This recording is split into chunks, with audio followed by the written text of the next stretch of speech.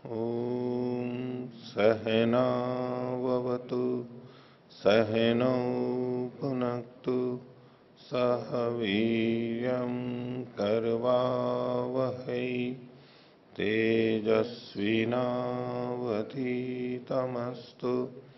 मा विद्विषावहै।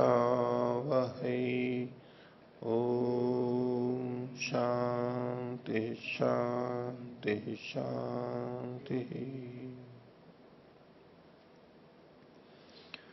मीमांसा दर्शन की 61वीं कक्षा मीमांसा दर्शन के प्रथम अध्याय का चतुर्थ पाठ चल रहा है और इसके तीसरे सूत्र का भाष्य हम देख रहे थे। अधिकरण था चित्र आज्याधिकरणम। चित्र आज्यादि शब्द हैं, इनको नाम दे, याग का नाम दे, नाम समझना चाहिए, इसको इनको प्रतिपादित करना था। तो पिछले पाठ में से किन्हीं को कुछ पूछना है तो पूछ सकते हैं जी। अच्छा जी, पृष्ठ संख्या 292 भाष्य के ऊपर से चौथी पंक्ति, सो अपि नाग्नि सोमीये, ये यहाँ पर कहा, तो यहाँ पर जो सा, इसका क्या अर्थ लेने हैं?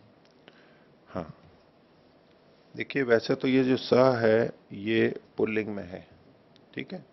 जैसे पीछे इन्होंने कहा था नासो अग्नि शोमीय, पिछले जो पंक्ति है ना, इसमें क्या उससे और पीछे से देखते हैं, चित्रो गुणो विधीयमाना स्त्रियां विधीयेत। चित्र गुण का अगर विधान करेंगे तो वो स्त्री में विहित होगा। और नासो अग्निशोमीय, ये जो स्त्री पशु है ये अग्निशोमी में नहीं है, यहां तक हम रुक गए। पुम पशु है वहां पर।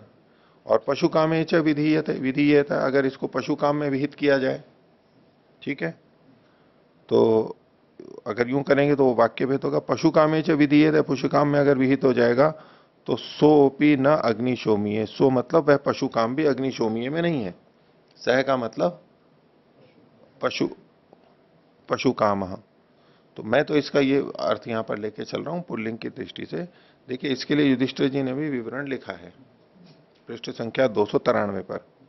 वो क्या लिखते हैं, सोपी नाग्नि शोमीये, यहां सह पद से क्या ग्राह्य है यह विचारणीय है। सह पद के पुल्लिंग होने से पूर्व चित्रो गुण और पशुकाम शब्दों का संबंध हो सकता है।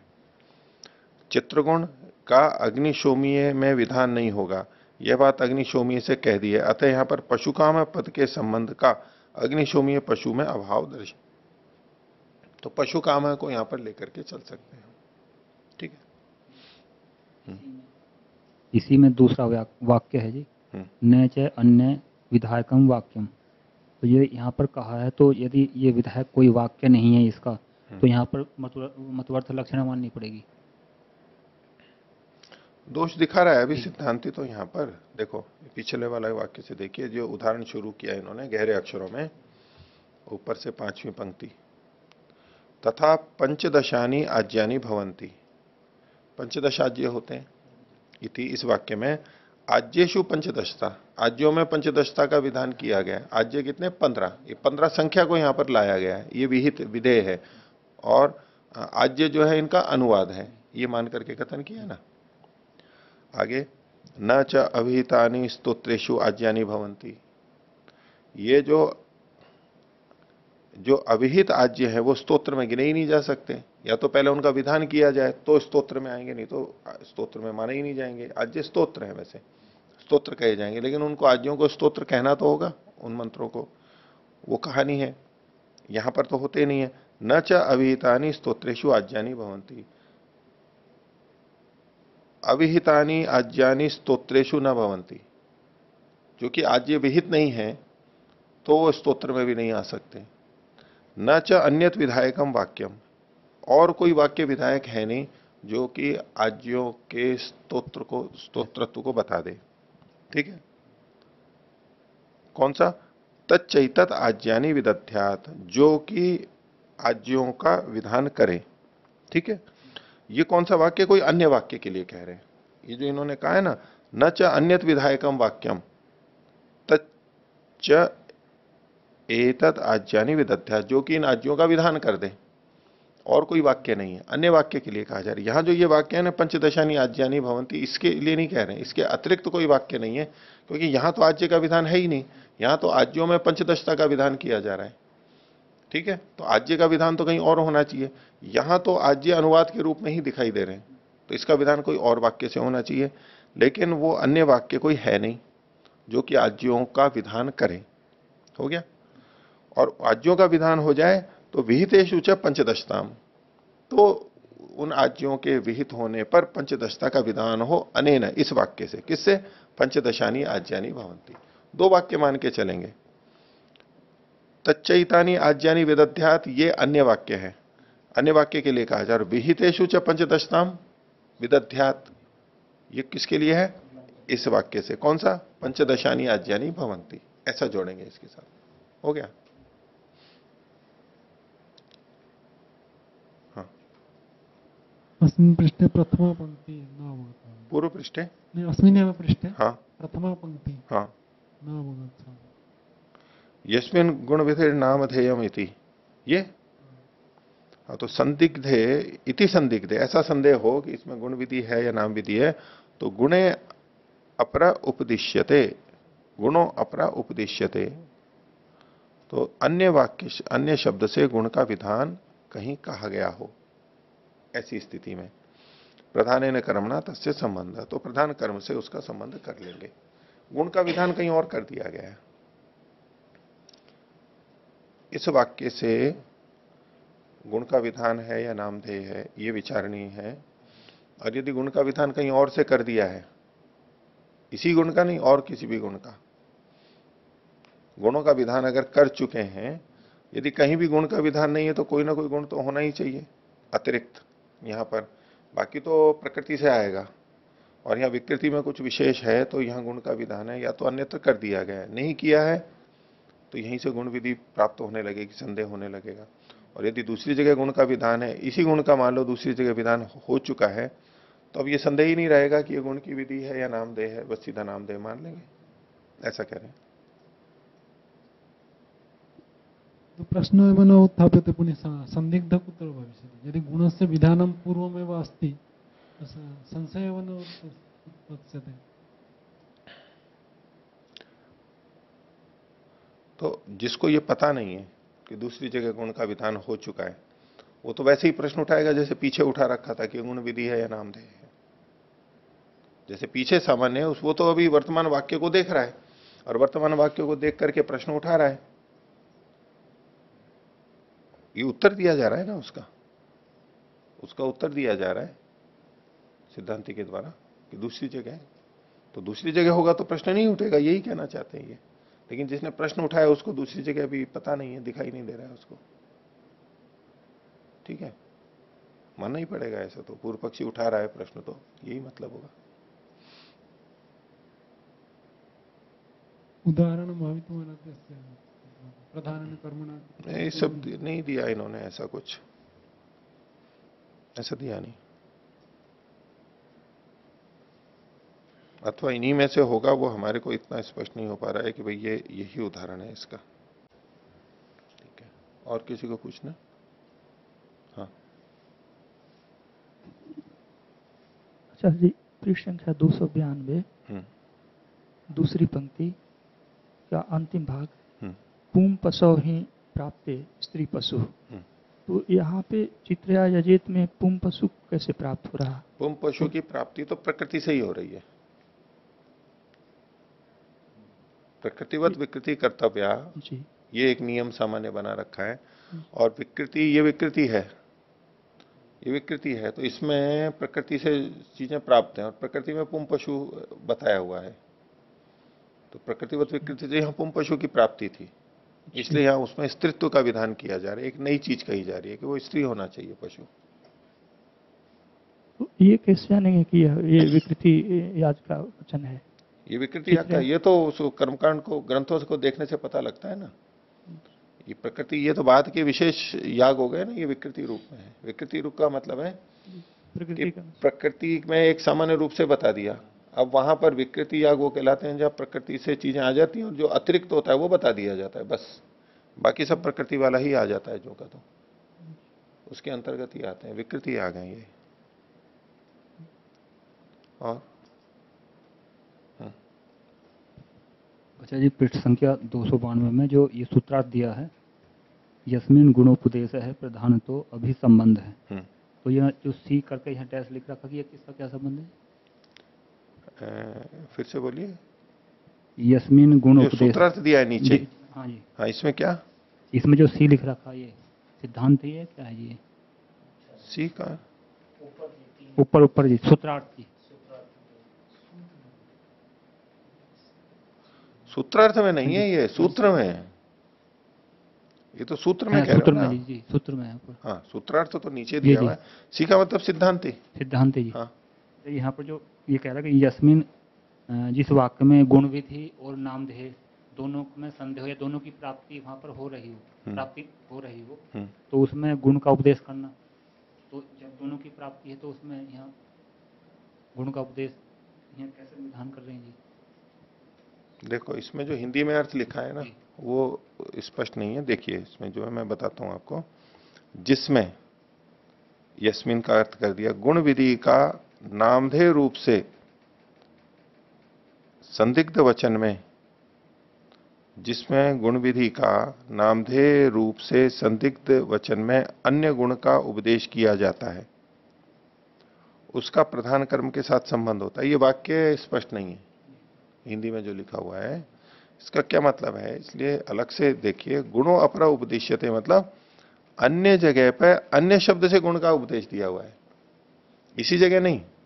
क्योंकि यहां अन्यत्र अन्य शब्द ने ये लिखा हुआ नहीं है।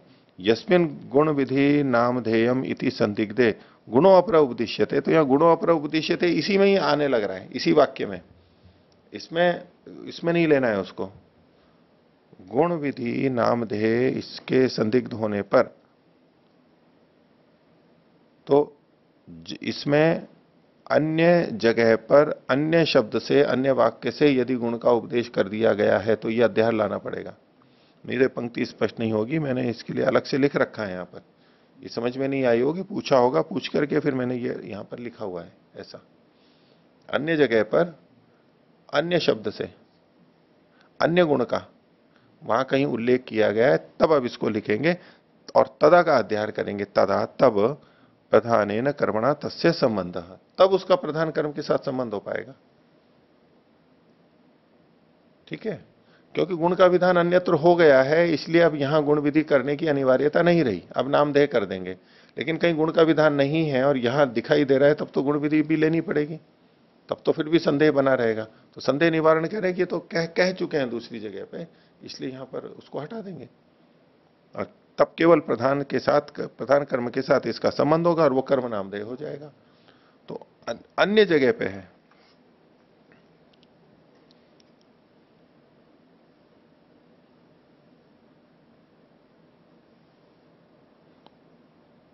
ठीक है,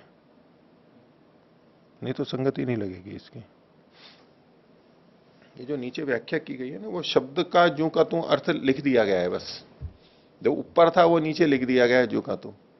अब ना तो वो संस्कृत के वाक्य से स्पष्ट होगा और ना हिंदी के वाक्य से ये तात्पर्य स्पष्ट होगा। हाँ। ठीक है, बोलो।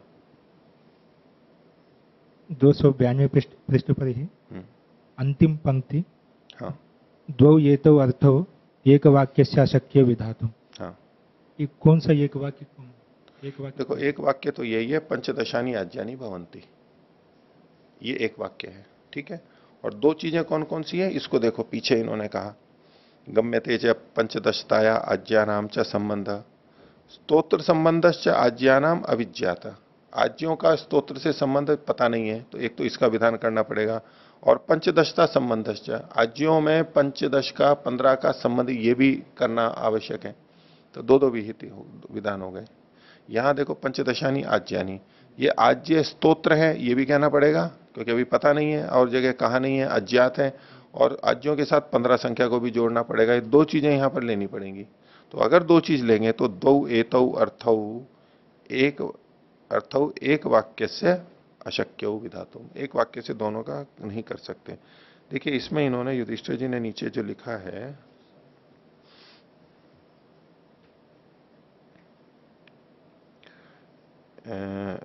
नीचे हिंदी का देखिए व्याख्या में, पंचदश आज्ञानी भवंती वाक्य में, नीचे से चौथी पंक्ति से पढ़ रहा हूं।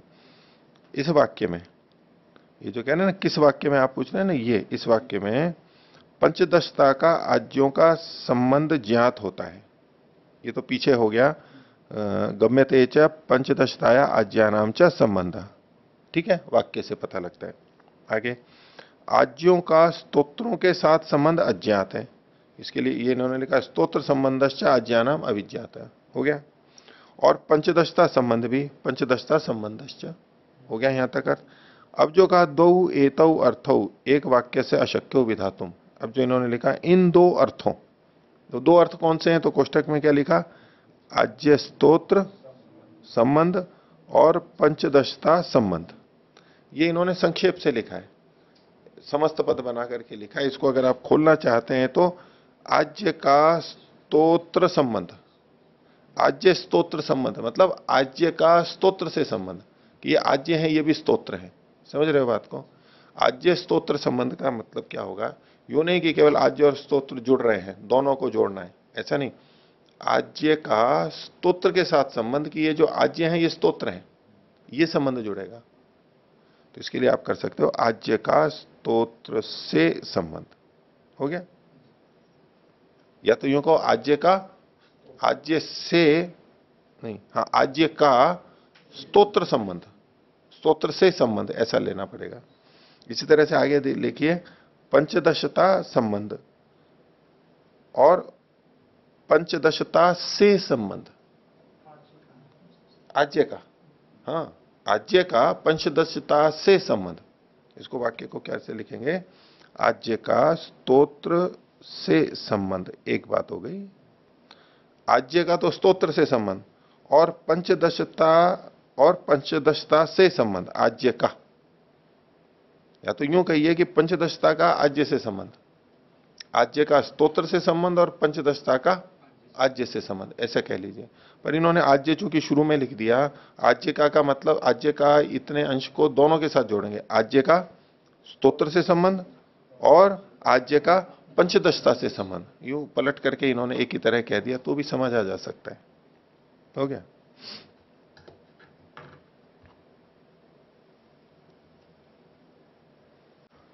और ये जो इन्होंने ऊपर लिखा है, ये इसमें भी काफी मैंने अपने ढंग से तो काफी संशोधन किया है। ये देखिए व्याख्या के अंदर, हिंदी व्याख्या में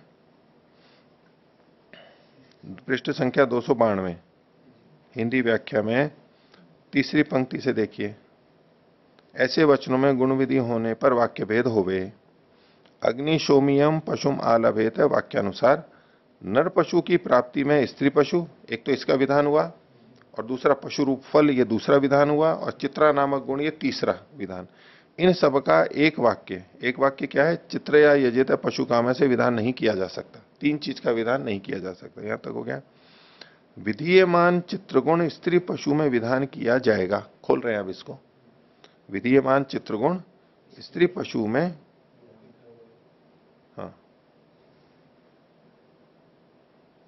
ये जो चित्रया है ये स्त्रीलिंग शब्द है, इसलिए तो विधीयमान चित्रगुण स्त्री पशु में विधान किया जाएगा। अब जो आगे लिखा है वह अग्निशोमीय पशु में, ठीक है। अब वह अग्निशोमीय पशु में, जो ऊपर लिखा ना नासो अग्निशोमीय, तो वह अग्निशोमीय में, और फिर लिखा और पशुकाम फल में विधान नहीं होगा। ये जो वाक्य रचना है ये अलग ढंग की है। वो कैसी रचना है, ऊपर का देखो संस्कृत वाला, नासो अग्निशोमीय पशुकामे च विधीयेत,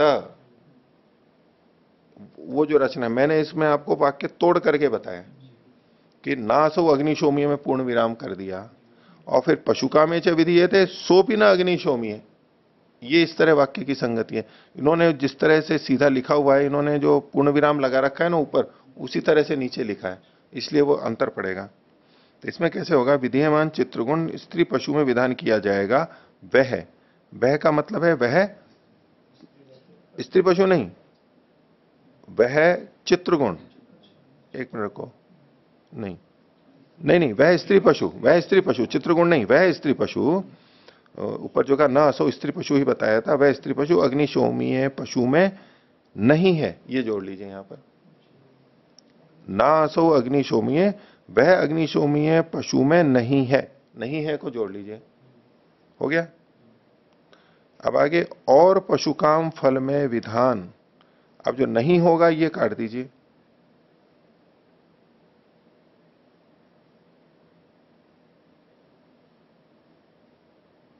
हो गया। और पशुकाम फल में विधीयेता, और यदि वह पशुकाम में विधान किया जाए, ऐसा अर्थ करना पड़ेगा। और पशुकाम फल में विधान किया जाए तो वह भी मतलब वो पशुकाम, वह भी अग्निशोमीय पशुयाग में। अग्निशोमीय, ये पशुयाग जो है ना, पशुयाग के पहले कोष्ठक शुरू हो रहा है, पशुयाग के बाद में कोष्ठक को बंद कर लीजिए, क्योंकि अग्निशोमीय पशुयागी है। वह भी अग्निशोमीय में, पशुयाग तो कोष्ठक में खोलने के लिए, वह भी अग्निशोमीय में विधान नहीं है, नहीं होगा, नहीं है। ये विधान नहीं होगा जो है ना, ये कहां से जुड़ रहा है, वो पशुकामे च विधि ये था, उस भाषा में यहां पर आ गया, विधान नहीं है, केवल इतना कर लीजिए, हो गया। अब नीचे और आइए,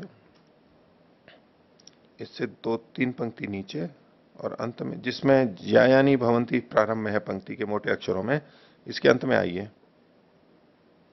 या पीछे से ही पढ़िए, देखो पशु विधान नहीं होता है। और पंचदशानी आज्यानी भवंती, 15 आज्य होते हैं, आज्य में पंचदशता 15पन का विधान किया गया है, हो गया यहां तक। अब आगे है, बिना विधान किए स्तोत्रों में आज्य नहीं होते, बिना विधान किए स्तोत्रों में आज्य नहीं होते। देखिए क्या लिखा है, न च अविहितानि स्तोत्रेषु आज्यानि भवंती। तो शब्द की जो रचना है उस दृष्टि से तो ठीक है, बिना विधान किए स्तोत्रों में, न च अविहितानि, अविहितानि बिना विधान किए स्तोत्रों में, तो अविहितानि को इन्होंने विशेषण किसका बना दिया, स्तोत्रों का बना दिया। बिना विधान किए स्तोत्रों में आज्य नहीं होते, जबकि होना क्या चाहिए यहां पर, विदा विधान किए आज्यों में नहीं, स्तोत्रों में एक मिनट रुको, न च अविहितानि आज्यानि, जो अविहित आज्य है वो स्तोत्रों में नहीं होते, जो अविहित आज्य है वो स्तोत्रों में नहीं होते, ये अर्थ यहां पर होना चाहिए। नीचे देखिए, बिना विधान किए आज्य स्तोत्रों में नहीं होते, ऐसे इसका करना, आज्य को स्तोत्रों में से पहले ले लीजिए। देखो वाक्य क्या बनेगा, बिना विधान किए आज्य, आज्य को पहले ले लीजिए और स्तोत्रों में को बाद में ले लीजिए। बिना विधान किए आज्य, थोड़ा रुकेंगे यहां पर, स्तोत्रों में नहीं होते, कोमा भी लगा लो तो वैसे एक समझने की बात है, थोड़ा रुकना पड़ेगा। सीधा बोल दोगे तो जिसको समझ नहीं आ रहा है, बिना विधान किए आज्य स्तोत्रों में नहीं होते, आज्य स्तोत्रों में नहीं होते। हाँ, और किसी को पूछना है? जी, आकृति के संदर्भ में उदयवीर जी ने इस तरह का लिखा है कि जो शब्द है उसको, शब्द से हम आकृति को भी ले सकते हैं और व्यक्ति को भी ले सकते हैं, जैसी परिस्थिति होगी उस हिसाब से उसको ले सकते हैं, और उसके लिए उन्होंने न्याय दर्शन का दृष्टांत देते हुए ये बात लिखी है। तो ये बात मीमांसा के अनुसार तो उचित प्रतीत नहीं होती है। तो हाँ ठीक है, मीमांसा के अनुसार तो नहीं है। मीमांसा में देखिए, इन्होंने जो उदयवीर जी ने लिखा है पृष्ठ संख्या 152 पर, तो अंतिम जो इन्होंने उपसंहार किया मीमांसा वाले का, वो ठीक ही किया। क्या लिखते हैं वो, कि इसलिए यही मानना निरापद होगा कि, निरापद मतलब उसमें आपत्ति नहीं आएगी, शब्द का अर्थ आकृति है जो सामान्य रूप से समस्त यानी अतीत वर्तमान अनागत व्यक्तियों में एक जाति विशेष को अभिलक्षित करती है।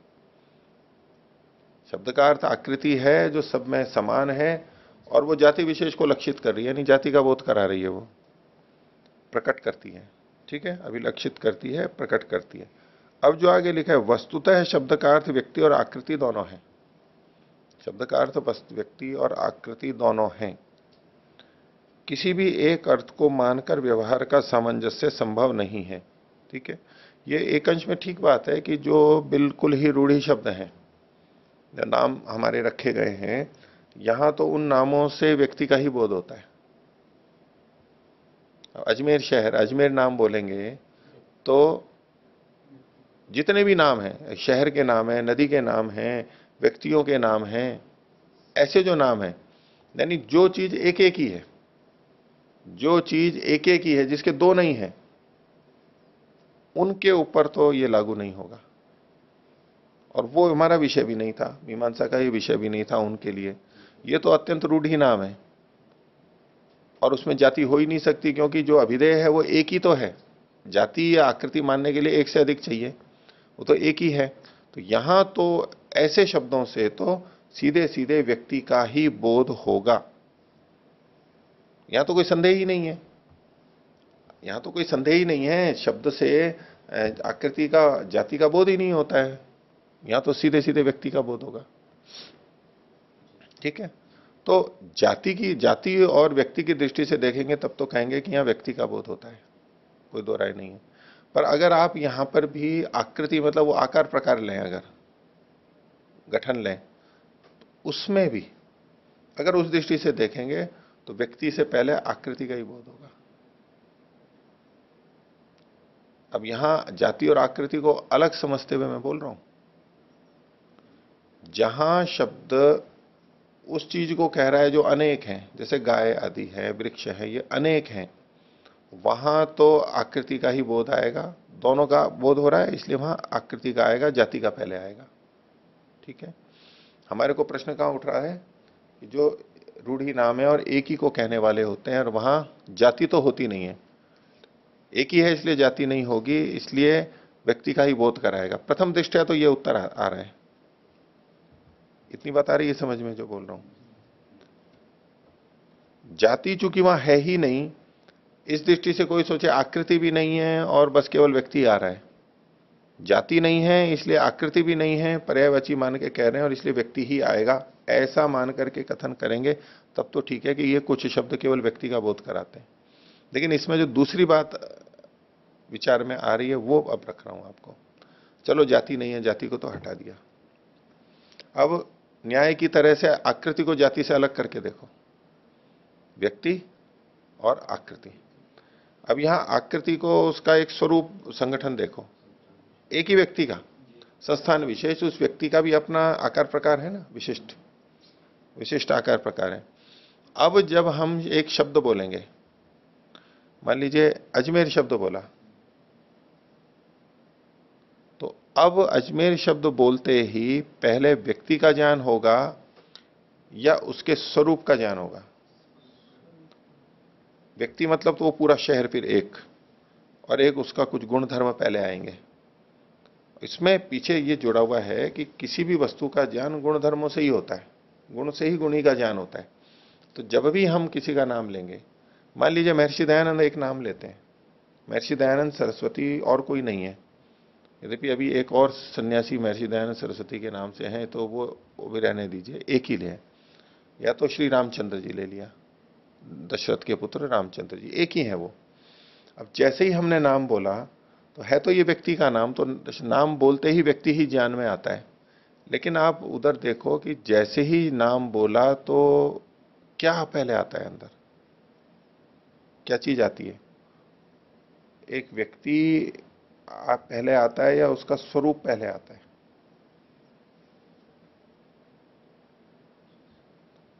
स्वरूप उसके गुण धर्मों को होते हुए, और आती तो दोनों चीजें हैं।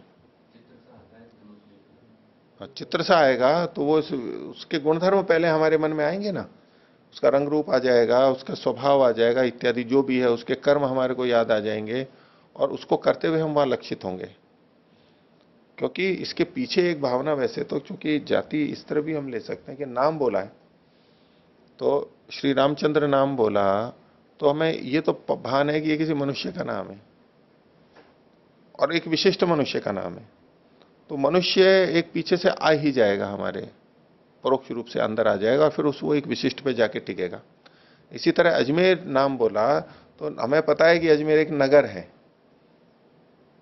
तो जो नगरपना है, नगरत्व है, वो एक पहले हमारे साथ में आ ही जाएगा, भले ही वो शब्द नगर को नहीं कह रहा है सीधे सीधे, मन में एक भाव आ जाएगा नगर का, और उस नगर में भी विशेष गुण धर्म वाला ये नगर, ये साथ में हमारे जुड़ जाएगा। तो मैं इसको ये कहने का प्रयास कर रहा हूं कि रूढ़ी शब्द में भी जो एक के ही नाम है, वहां भी आकृति और जाति परोक्ष रूप से आ जाएगी, ऐसा मान के इन्होंने तो केवल और केवल आकृति जाति को ही माना है।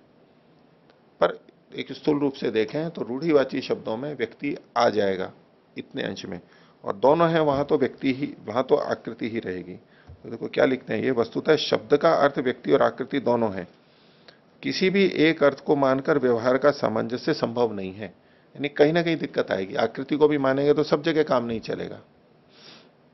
शब्दों या वाक्यों के प्रयोग एवं वाक्य के तात्पर्य से यह स्पष्ट हो जाता है कहां शब्द का अर्थ व्यक्ति अभिप्रेत है, कहां आकृति।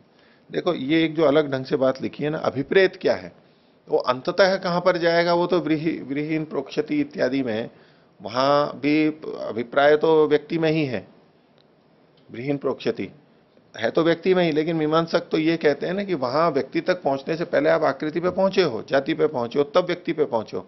भले ही इस वाक्य में व्रीहि का मतलब व्यक्ति ही निकल करके आएगा, यानी प्रोक्षण क्रिया व्यक्ति में ही होगी, लेकिन वो सीधे नहीं आया, लक्षणा से आया।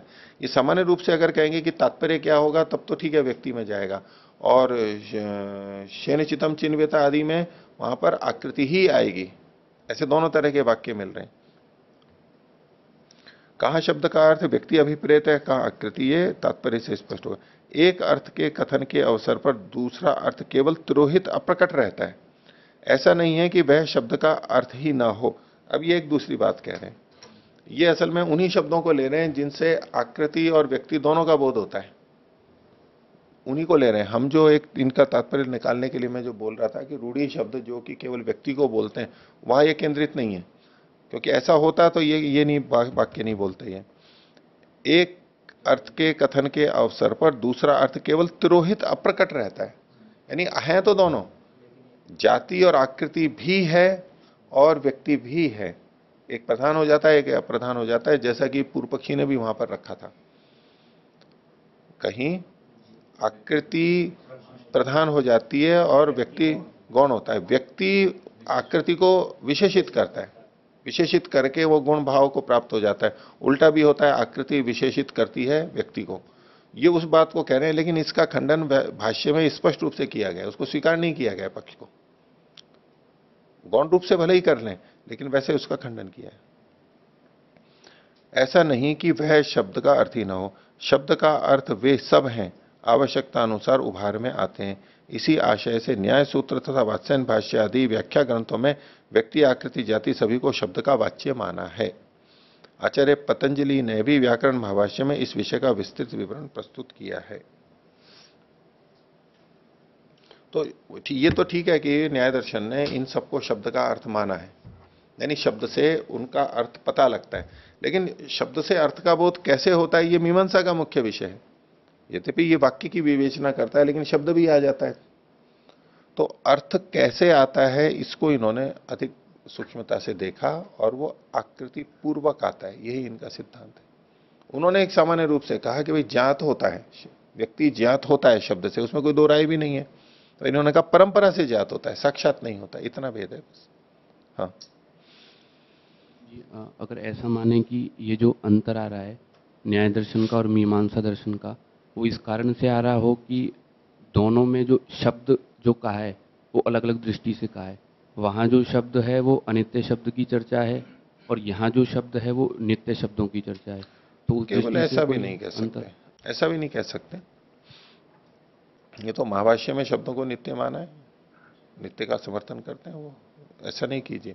आप वो न्याय दर्शन की दृष्टि से कह रहे हो जो ध्वनि है वो अनित्य है, वो जो सिद्ध किया उन्होंने, लेकिन ये बात महाभाष्य पे नहीं, व्याकरण में नहीं घटेगी। एक जगह घटेगी एक जगह नहीं घटेगी, उस तरह से नहीं ले। कोई भी शब्द जब अर्थ को देता है, यहां भी सभी शब्दों के लिए इस बात को ग्रहण कर सकते हैं हम यहाँ पर। हाँ फिर भी विचारणीय बिंदु है ये, ठीक है।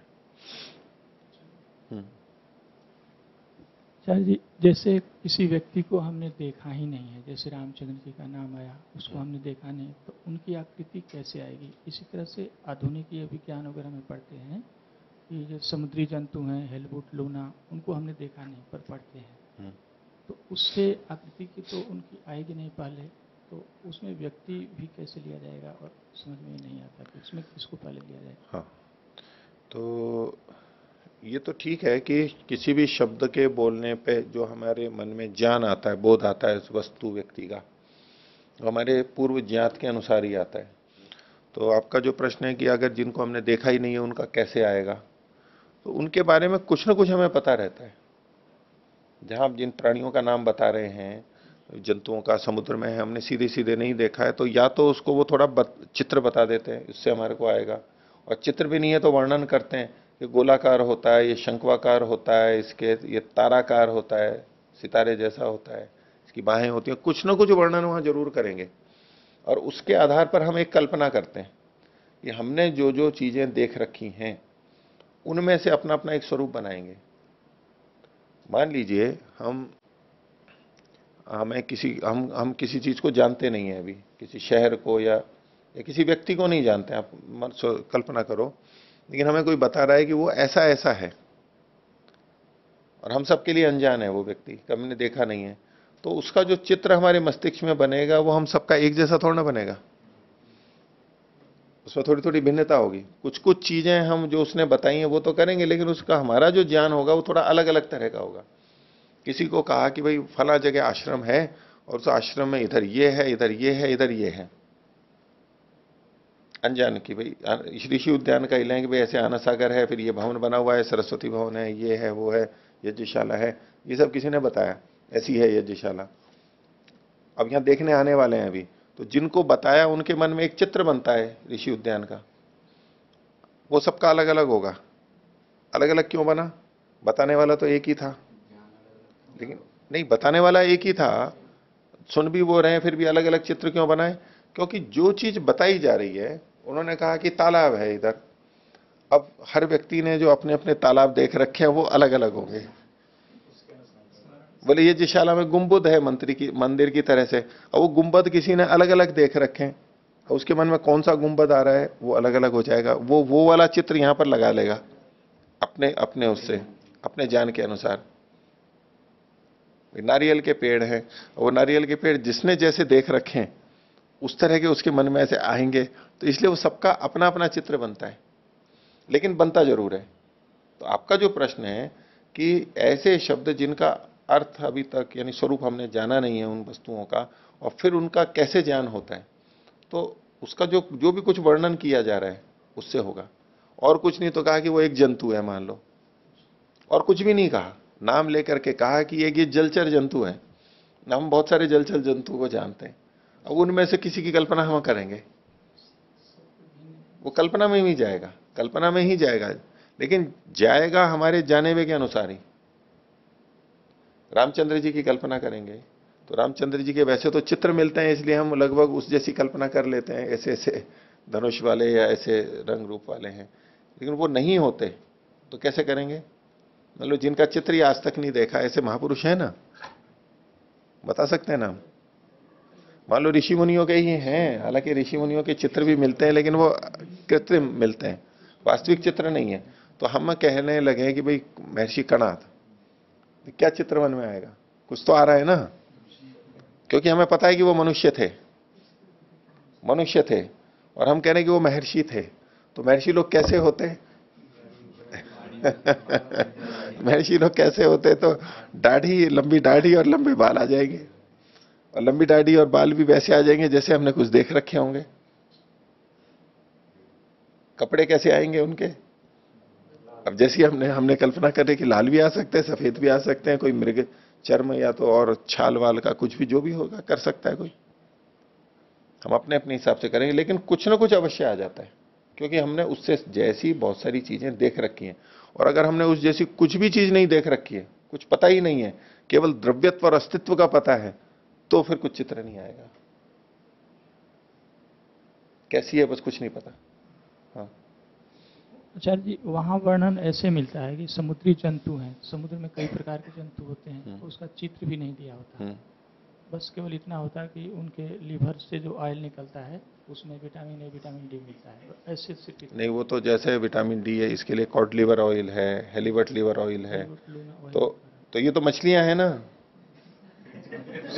ये मछलियां भी मछलियां हैं, ये जंतु बड़ी बड़ी मछलियां हैं, ये मछलियां हैं, उनके यकृत को निकालते मारते हैं तो यकृत अलग निकाल लेते हैं और उससे उसमें स्निग्धता रहती है, चिकनाई।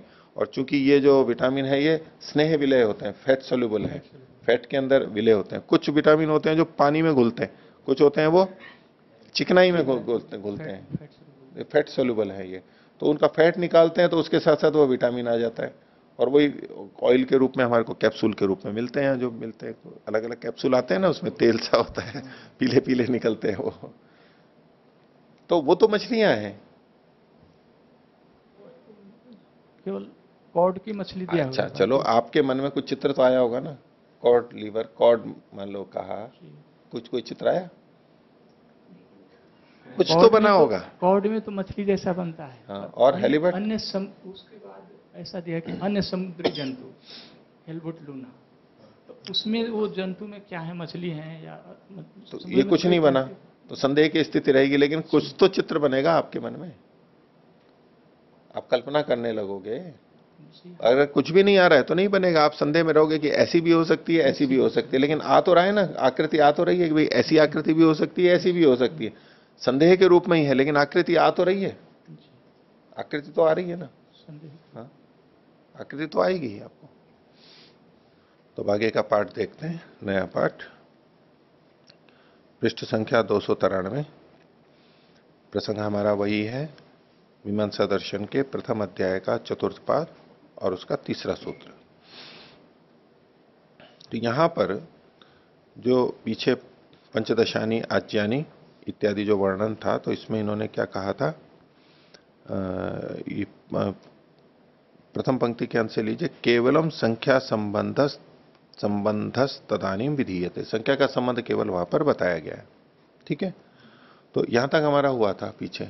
अब आगे कह रहे हैं अपीच, और बात को कह रहे हैं, आज्यानि स्तोत्राणि इत्यनेन शब्देन लक्षणया एव गुणो विधीयते। ये जो आज्यानि स्तोत्राणि है, ये एक वाक्य है अलग से, इस शब्द के द्वारा, आज्यानि स्तोत्राणि।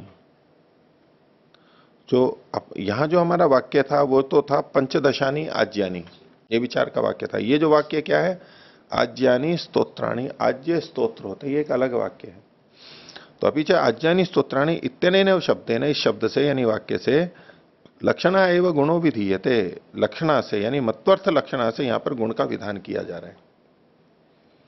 यानी आज्यानी स्तोत्राणि शब्द में मत्वर्थ लक्षणा है, यहां भी गुण का विधान किया जा रहा है। स्तोत्र पहले से पता है, कैसे स्तोत्र, आज्य स्तोत्र, तो आज्यानी स्तोत्राणि, यहां पर मत्वर्थ लक्षणा तो है नहीं, तो यहां पर अर्थ होगा आज्यमयानी स्तोत्राणि, आज्यमय यानी आज्य के रूप में जो है ऐसे स्तोत्र, आज्यमयानी स्तोत्राणि, या इसको हम दूसरे शब्द से भी कह सकते हैं आज्य विशिष्टानि स्तोत्राणि। स्तोत्र तो एक संज्ञा हो गई, बहुत सारे मंत्र होते हैं, लेकिन कौन से स्तोत्र है, आज्य स्तोत्र, ये आज्य कुछ विशेष मंत्र हैं उनको, तो आज्यमयानी स्तोत्राणि कह सकते हैं और आज्य विशिष्टानि स्तोत्राणि। तो ऐसा करते हुए हम आज यहां पर गुण का विधान कर रहे हैं। ये जो वाक्य है ना, आज्यानी स्तोत्राणि, इसमें गुण का विधान किया गया है आज्य का। अतः कर्मणाम नामधेयानि वाक्यांतरैः आज्य स्तुवते पृष्ठे स्तुवते इत्यवादिभिर विहिता नाम। ये जो एक बात थी ना स्वामी जी, आप जो पूछ रहे थे ना कि अपरो गुणों अपरा उपदिश्यते, अन्य जगह जो गुण कहा गया, ये उसकी दृष्टि से देखिए, उसका समाधान यहां किया है इन्होंने, यही बात है। यहां क्या था हमारा वाक्य, पंचदशानी आज्यानी भवंती, अब उसमें पंचदश ये आज्य होते हैं, पंचदश आज्य होते हैं, और आज्य को गुण रूप में पहले कह दिया गया है, पंचदशानी आज्यानी भवंती। तो यहां पर पीछे जो हमारा था ना कि ये नामधेय है या गुणवाची हैं, तो उसमें आज्य शब्द पे विचार था, किम चित्रा शब्द है, पवमान शब्द है, आज्य शब्द है, पृष्ठ शब्द गुण विधेय। तो आज्य शब्द, ये मैं 291 को पढ़ रहा हूं, तो पंचदशानी आज्यानी, पंचदश से तो गुण से आज्य का विधान किया जा रहा था, तो ये पंचदश आज्य यहां पर क्या, ये आज्य भी गुण विधान है या नाम विधि है? ठीक है, तो इसको इन्होंने वाक्यांतर से आज्यानी स्तोत्राणी में आज्य का अलग से कथन आ चुका है, वहां वो गुण के रूप में स्तोत्र के लिए कह दिए गए हैं, अब उसका यहां पर अनुवाद किया गया है। ठीक है, तो देखो, और इसी तरह कह रहे हैं इत्यनेन शब्देन लक्षणया एव गुणो विधीयते। अतः कर्मणाम नामधेयानि, कर्म के जो नाम हैं वे वाक्यांतर ही, भिन्न वाक्यों से, किन वाक्यों से? वो भिन्न वाक्य ये यहां पर बताएं। आज्य स्तुवते, पृष्ठ स्तुवते इत्येवं आदिभिर विहितानाम। इसको वाक्य की रचना कैसे करेंगे? अतः वाक्यांतरई ही, र पे आई की मात्रा नहीं होगी, लगा लीजिए, भिन्न वाक्यों से। भिन्न वाक्य कौन से? आज्य स्तुवते, आज्य से स्तुति करता है, आज्य स्तोत्रों से स्तुति करता है, आज्य स्तोत्रों से स्तुति करता है, पृष्ठ स्तोत्रों से स्तुति करता है, पृष्ठ भी स्तोत्र हैं। इत्येवं आदिभिर विहितानाम कर्मणाम नामधेयानि, इस इनसे विहित कर्मों के ये नाम है, यानी कर्मों का विधान तो अन्य जगह कर दिया गया और यहां केवल उसका नाम कहा जा रहा है। अन्य वाक्यों से कर्मों का, कर्म का नाम, अन्य वाक्यों से विहित जो है, विहित जो कर्म है उनके ये नाम है यहां पर। अतः कर्मणाम नामधेयानि, इसको जो है ना अंत में, कर्मणाम नामधेयानि को अंत में ले लीजिए समझने के लिए। क्या करेंगे? अतः वाक्यांतरई आज्य स्तुवते, पृष्ठ स्तुवते इत्येवं आदिभिर विहितानाम कर्मणाम नामधेयानि। विहितानाम कर्मणाम, उसको विभक्ति वचन से हम जोड़ लेते हैं, विहितानाम कर्मणाम, इन शब्दों से विहित जो कर्म है उनके नाम यहां पर दिए गए हैं। कर्मणाम, हाँ बिंदी लगा लीजिए। अतः कर्मणाम, कर्मणाम इत्येवं आदिभिर विहितानाम कर्मणाम नामधेयानि, ये नामधेय है, ये जो यहां पर वचन दिए गए हैं इसको नामधेय इन्होंने सिद्ध किया, वाक्यांतर से ही कर रहे हैं। आगे, यत्तु अप्रसिद्धम कर्मणाम नामधेयमिति, पूर्व पक्षी ने के आक्षेप को उद्धृत कर रहा है कि ये जो आपने कहा था कि ये कर्मों के नाम प्रसिद्ध नहीं है, लोक में प्रसिद्ध नहीं है, ये जो आपने कथन किया था, यत प्रसिद्ध, यत्तु अप्रसिद्धम कर्मणाम नामधेयानि, तो कहते हैं अवयव प्रसिद्धया, अवयव की प्रसिद्धि से ये भी आजीगमनात् आज्यानि, ये कर्म अवयव की प्रसिद्धि से ये भी नामधेय हो जाएंगे, कर्म के नामधेय हो जाएंगे। अब प्रसिद्ध हैं बोले, ये जो नाम है इसी से ही इनकी प्रसिद्धि है। जैसे पहले वहां पर उन्होंने उद्भिदा यजेता, उद्भिद की जो उन्होंने अर्थ करके उद और भित का जो लेकर के किया था, उस तरह से बोले यहीं से ही इसका ज्ञान हो जाएगा। कैसे? तो ये जो आज्य स्तोत्र है उसके लिए आज्य शब्द के लिए इन्होंने कहा कि आजीगमनात् आज्यानि, आजी गमन होने से ये आज्य कहलाते। इसके पीछे कथा भी है और इसके आजी के आज्य के अनेक ढंग से व्याख्याएं की गई हैं। यहां भी युधिष्ठिर जी ने भी नीचे लिखा है और वैसे भी की जाती है। तो इसमें आजी जो है ये संग्राम वाचक भी है, ओणादि कोश में महर्षि ने इसको संग्राम वाचक लिखा है। ठीक है, तो इसमें कथा भी आती है, इनको उसको इन्होंने गंगा प्रसाद जी ने दी है, अपने हिंदी वाला जो है उनका, उसने इसमें एक कथा दी है। तो उसमें क्या है कि युद्ध में जाना, आजी का मतलब एक है युद्ध में जाना। देवता इन मंत्रों को पढ़ करके युद्ध में गए थे, देवता इन मंत्रों को, ये जो आज्य स्तोत्र है इनको पढ़ करके युद्ध में गए थे। तो इसलिए इसको इन्होंने कहा आजीगमनात् आज्यानि, ये संग्राम में जाने से ये आज्य शब्द से कहे जाते हैं। ये जो मंत्र हैं, चूंकि आजी का मतलब संग्राम, युद्ध, तो युद्ध में गए थे इन मंत्रों को पढ़ के, तो इनको मंत्र को ही आज्य मंत्र कह दिया गया। आजी से संग्राम से जुड़े हुए हैं तो आज्य कह दिए गए। अच्छा, नीचे जो देखिए इन्होंने आज्य का मतलब क्या लिखा है, अवयव की प्रसिद्धि से। आजी मतलब मर्यादा और सीमा को प्राप्त होने से आज्य है। यहां आजी का मतलब इन्होंने मर्यादा और सीमा लिया है।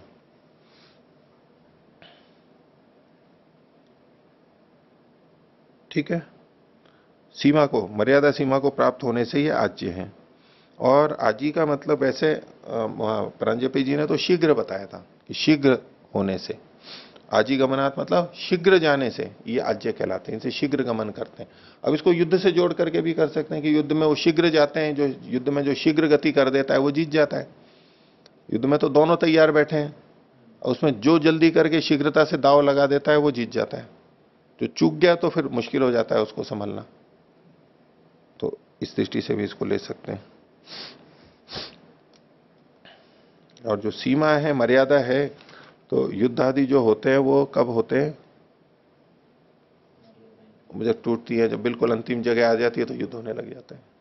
और इन्होंने जो आगे लिखा है युधिष्ठिर जी ने पृष्ठ 294 पर, तो ये उसको कह रहे हैं कि जिस सीमा या मर्यादा को निश्चित करके धावक लोग दौड़ते हैं वह आजी कहलाती है। प्रजापति ने आजी मर्यादा वाले आज्य स्तोत्र की रचना की है, तात्पर्य इस वाक्य का शरणाचार्य ने दिया है। तो खैर ये कहना चाहते हैं यहां भाष्यकार कि ये जो कर्म नाम ध्येय अप्रसिद्ध हैं तो इनके नाम से ही इनकी प्रसिद्धि पता लग जाती है, इनका स्वरूप पता लग जाता है। तो को अप्रसिद्धि इस तरह से होती है एक ढंग से कि नाम तो दे दिया लेकिन ये है क्या ये पता नहीं लग रहा है। एक तो है कि लोक में प्रसिद्ध नहीं है, वो अलग बात हो गई। एक प्रसिद्धि क्या है, ये नाम तो आ रहा है लेकिन ये है क्या चीज ये नहीं पता लग रहा है, ये अप्रसिद्ध हो रहा है। तो नाम से ही उसकी प्रसिद्धि पता लग जाएगी, इस रूप में यहां पर कथन किया गया। आगे और इन्होंने कहा कथम कथम आजीगमनम इति, तो सिद्धांति कह रहे हैं अर्थवाद वचनात्। ये आजीगमन कैसे है, तो अर्थवाद का कथन यहां पर मिलता है। अर्थवाद वाक्य आगे दिया हुआ है, यद आजीमीयुः तद आज्यानाम आज्यत्वम। यद आजीमीयुः, ये लिट लकार प्रथम पुरुष बहुवचन है। यद आजीमीयुः, चूंकि जिस कारण ये तो युधिष्ठिर जी ने तो मर्यादा परक अर्थ लिया, क्योंकि जिस कारण ये मर्यादा को प्राप्त हुए थे। यद आजीमीयुः तद आज्यानाम आज्यत्वम, वो मर्यादा को प्राप्त हुए थे इन मंत्रों के माध्यम से, इसलिए इनको आज्य कह दे, ये इनका आज्यत्व है। ये अर्थवाद कथन है। और युद्ध की दृष्टि से देखेंगे तो इसको बोल के वो युद्धों को प्राप्त हुए थे, वहां विजय को प्राप्त हुए थे, इसलिए इनको मंत्रों को इनको आज्य स्तोत्र कह दिया। ये इनका आज्यत्व है, ये इसका अर्थवाद है, इससे प्रशंसा की जा रही है। तो ये तो आज्य का हो गया। आगे कहते हैं स्पर्श वचनात् पृष्ठानी, जो पृष्ठ स्तोत्र थे पीछे, तो पृष्ठ स्पृष्ट, पृष्ठ स्पृष्ट, छूने को होता है ना स्पृश, पृष्ठ स्पृश, तो उससे समानता है। तो स्पर्श वचनात् पृष्ठानी, स्पर्श वचन होने से इनको पृष्ठ कहते हैं।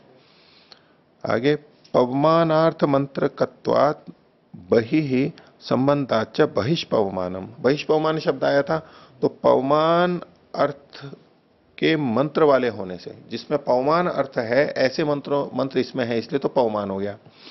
और बहि संबंध से, बाहर से क्या क्या संबंध है, तो इन्होंने देखो नीचे लिखा है कि इन मंत्रों को सदो मंडप से बहिर्देश संबंध से निष्पन्न किया जाता है, सदो मंडप से बाहर किया जाता है।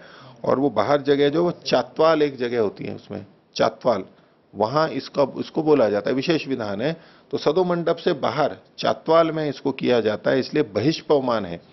पवमान शब्द है, वहां पर पवमान अर्थ है पवित्र करने वाला, और वो बाहर बोला जाता है, इसलिए इसको बहिष्पवमान कह दिया गया। तो पता लग गया, प्रसिद्ध हो गया, इसका अर्थ अप्रसिद्ध नहीं है। तो पवमानार्थ मंत्र कत्वात् बहि संबंधाच बहिष्पवमानम।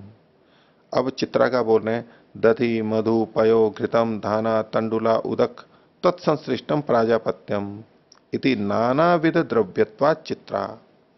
अनेक द्रव्यों का यहां पर संयोग कर दिया गया। कौन कौन से? दही, दूध, नहीं दही, मधु, दूध, घृत, धान, तंडुल, उदक, ये सब मिला दिए। अब इन सबको मिला दिए तो कैसी चीज बनेगी?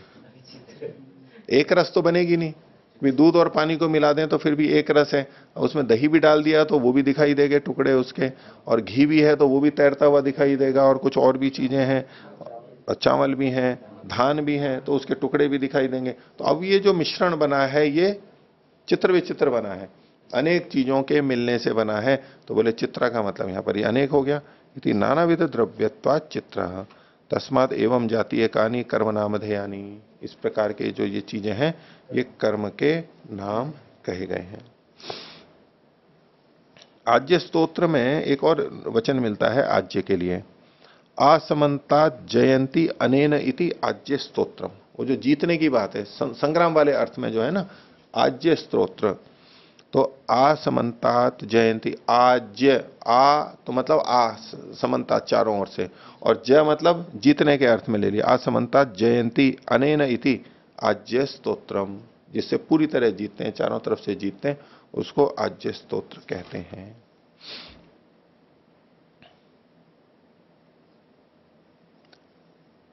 ठीक है, हाँ पूछो।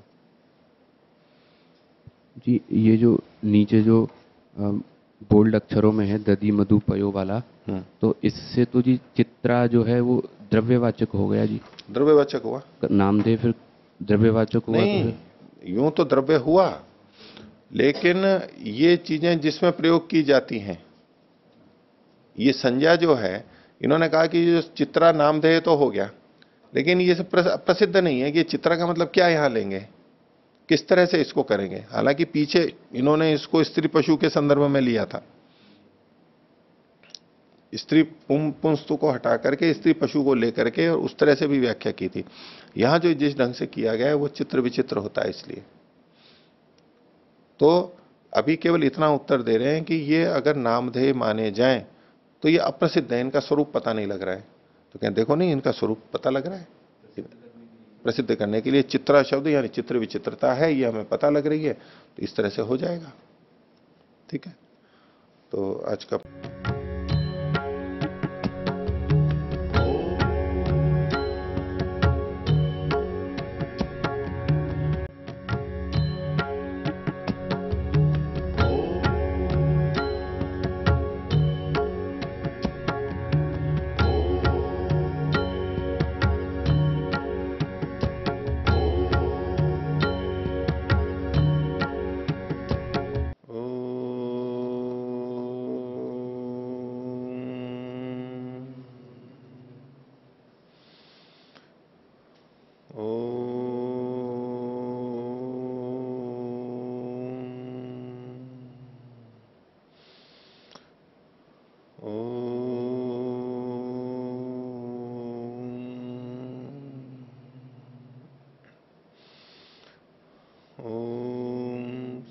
सहनावतु सहनौ भुनक्तु सह वीर्यं करवावहै तेजस्विनावधीतमस्तु मा विद्विषावहै।